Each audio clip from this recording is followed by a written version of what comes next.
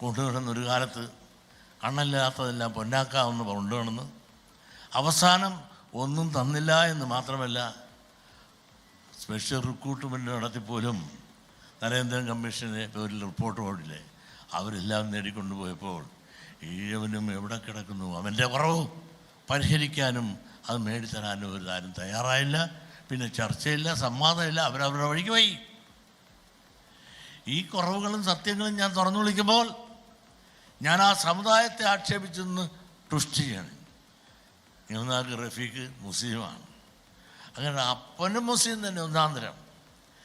MESൻ്റെ ആലപ്പുഴയിലെ പ്രസിഡന്റ് എത്ര കൊല്ലായി ഇവിടെ ആഡിറ്റ് ചെയ്യാൻ തുടങ്ങിയിട്ട്? നമ്മൾ ആരെങ്കിലും ഇവരാരും ചോദ്യം ചെയ്യുന്നുണ്ടോ? ഇവർ അച്ഛനും മകനും ഇവിടെ വന്ന് നമുക്കിതെല്ലാം വിശദീകരിച്ചെന്ന് നമ്മുടെ കണക്കെല്ലാം കൃത്യമായും സത്യമായും നിങ്ങളുടെ ഓരോ പ്രദേശത്തും വന്ന് ചെയ്യുന്നുണ്ട്. നമ്മൾ മറ്റാരാ പേര് നമുക്ക് തോന്നിയിട്ടുണ്ടോ? നമുക്കൊരു മതവിദ്വേഷമുണ്ട്. അതുപോലെ തന്നെ നമ്മുടെ കേസ് നടത്തുന്ന ആരാണ്? കൊല്ലത്ത്, അത് മറ്റൊരു മുസ്ലിം തന്നെയാണ്. നമുക്കങ്ങനെ മുസ്ലിങ്ങളോട് പ്രത്യേകിച്ചൊരു വിരോധമേ ഇല്ല. പക്ഷേ ലീഗ് കാണിച്ച ചില വിഭാഗീയത ചൂണ്ടിക്കാണിച്ചു. ഇത് മാത്രമല്ല, നമ്മളിൽപ്പെട്ട ചില ആളുകളെ ആയുധമാക്കിയെടുത്ത് നമുക്കെതിരെ പോലും യുദ്ധം ചെയ്യാൻ വിനിയോഗിച്ച ദുരവസ്ഥ നിലനിൽക്കുമ്പോൾ ഈ സത്യങ്ങൾ ഞാൻ ബഹുജന മധ്യത്തിൽ തുറന്നു പറയുമ്പോൾ ഞാൻ മുസ്ലിം വിരോധി എന്ന് പറഞ്ഞുകൊണ്ട് എന്നെ കത്തിക്കാൻ, എന്നെ കത്തിച്ചാൽ ഞാൻ കത്തുവോ? ഞാൻ എന്നെ തന്നെ കത്തിച്ചോ? ഞാൻ പറഞ്ഞത് തന്നെ, ഞാൻ പറഞ്ഞ ഇഷ്യൂവിൽ നിന്ന് സംസാരിക്കേ. അതിന് എന്നെ കത്തിച്ചാലും പ്രശ്നം തീരുമോ? ഞാൻ പറഞ്ഞ ആശയത്തിൽ നിന്ന് മാറാൻ സാധിക്കുമോ? ഞാൻ പറഞ്ഞത് സത്യമാണോ അസത്യമാണെന്ന് സംവാദത്തിൽ ഞാൻ തെളിയിച്ചു തരാം. അതൊന്നും തയ്യാറാകാതെ എന്നെയും ഞാൻ പ്രതിദാനം ചെയ്യുന്ന പ്രസ്ഥാനത്തെയും തകർക്കാനും തളർത്താനും പല രീതിയിലുള്ള ശ്രമങ്ങൾ പല രീതികളിൽ നിന്നുണ്ടാകുമ്പോൾ അതിനെ കൈയും കെട്ടി നോക്കി നിന്ന് രാമൻ്റെ മുമ്പിൽ ഹനുമാനെക്കൊണ്ട് ഓച്ചാനിച്ചിരിക്കാനല്ല ഞാൻ പഠിച്ചിട്ടുള്ളത്.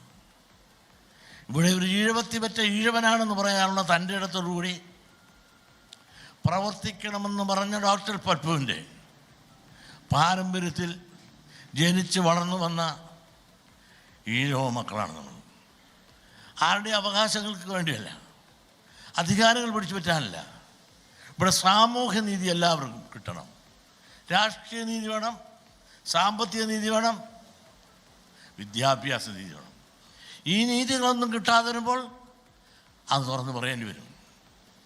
ജാതി ചിന്ത ഉണ്ടാകുന്ന എപ്പോഴാണ്? ജാതി വിവേചനമാണ് ജാതി ഉണ്ടാക്കുന്നത്.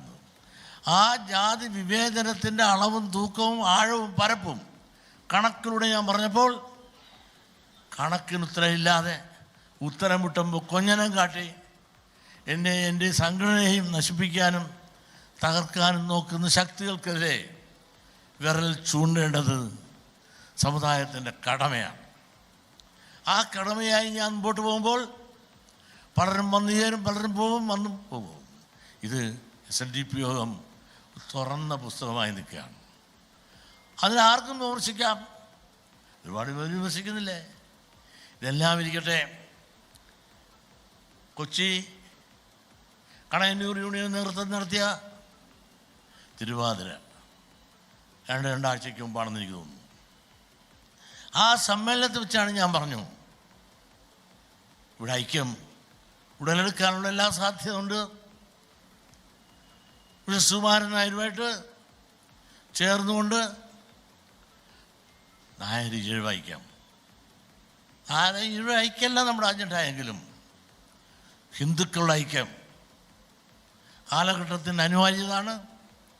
അതിന് മിസ്റ്റർ സുകുമാരൻ നായർ സഹകരിക്കും എന്ന് ഞാൻ പ്രതീക്ഷിക്കുന്നു എന്ന് പറഞ്ഞ് ഞാൻ നിർത്തിയെങ്കിൽ ആ സെക്കൻഡിൽ ഒരു ചാനൽ അപ്പം തന്നെ ചങ്ങനാശ്ശേരിക്ക് വിളിക്കുകയാണ്.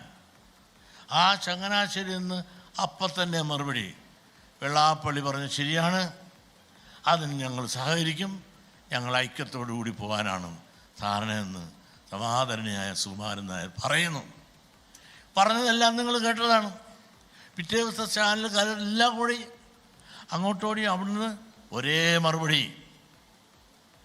എന്നെ മറ്റുള്ള പലരും എന്നെ തോണ്ടി കൊണ്ടിരിക്കുന്ന അവസരം, ഞാൻ സീമിൻ്റെ വണ്ടിയെ കയറിയതിന് കുറ്റം,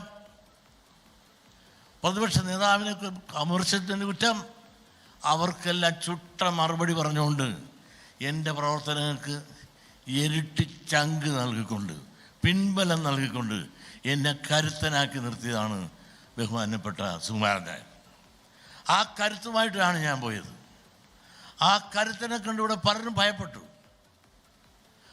പലരും രാഷ്ട്രീയ അന്തരീക്ഷം എന്താകും എന്ന് ഭയന്നു. രാഷ്ട്രീയ നേതാക്കന്മാർക്ക് ഒരുപാട് ഉൾക്കൊഴിയിടങ്ങളുണ്ടായി. അങ്ങനെ ഈ ഐക്യത്തിന് വ്യക്തിപരമായും എനിക്കും വളരെ പിൻബലം തന്നു എന്ന് മാത്രമല്ല, എൻ്റെ മകനെ, അദ്ദേഹത്തിൻ്റെ മകനെ കൂട്ട് സ്നേഹിക്കുന്നവരെ പരസ്യമായി പറഞ്ഞതെല്ലാം നിങ്ങൾ കേട്ടതാണ്. അങ്ങനെ ഒരുപാട് പിൻബലം എനിക്ക് തന്നു. അതാണ് സുകുമാർ. കൂടുതൽ വാർത്തകളും വിശേഷങ്ങളും നിങ്ങൾക്ക് ലഭിക്കാൻ കേരളീയം ന്യൂസ് സബ്സ്ക്രൈബ് ചെയ്യുക. കൂടെ ബെൽ ബട്ടണും അമർത്തുക.